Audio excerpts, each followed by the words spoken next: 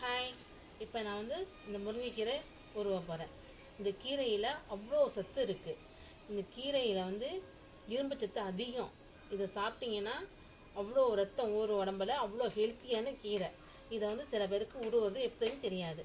இப்போ பாருங்கள், இதை வந்து கீரையை இப்படி வந்து இப்படி செய்யணும். இந்த காம்புலாம் ரொம்ப ஒட்டை எடுக்கக்கூடாது. இந்த காம்பில் தான் சத்து அதிகமாக இருக்குது. அதனால் இந்த காம்பை எடுக்கக்கூடாது. நீங்கள் வந்து இப்படியே உருவி நீங்கள் போட்டுவிடணும். இது நம்ம தண்ணி சாறு வைக்கலாம், சாம்பார் வைக்கலாம், கீரை பொரியல் பண்ணலாம். பிள்ளைங்களுக்கு குழந்தைங்களுக்கு இது கொடுத்தீங்கன்னா பிள்ளைங்களுக்கு ஹெல்த்தியாக இருக்கும். சாப்பாட்டில் பிசைஞ்சு ஊட்டி விடுங்க. இந்த கீரையில் அவ்வளோ சத்து நிறைந்தது. இந்த கீரை நம்ம வந்து இந்த கீரையில் பூச்சி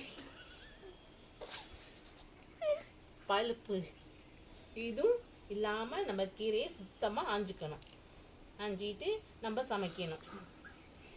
அது எல்லோ கலர்ல எல்லா கீரையிலோட இந்த கீரையில அதிகமான சத்து இருக்குது. இப்போ அந்த காலத்தில் இப்போ பாட்டியெல்லாம் வந்து டக்குன்னு நம்ம காய்க்குன்னு காசு செலவு பண்ண காயில் வாசலில் ஒரு முருங்கை மரம் இருக்கா, அந்த கீரையை பறித்து கொஞ்சம் சமைச்சிடுவாங்க. டக்குன்னு இதோன்னு செஞ்சுருவாங்க.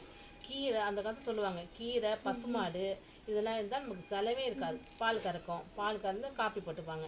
கீரை மரம் இருந்தால் அன்றைய பொழுது கீரை இந்த காலத்தில் முருங்கைக்கீரை தான் அதிகமான சத்து. அந்த காலத்தில் அப்படி சாப்பிட்டு தான் இந்த இப்போ இன்னும் இருக்காங்க ஹெல்த்தியாக.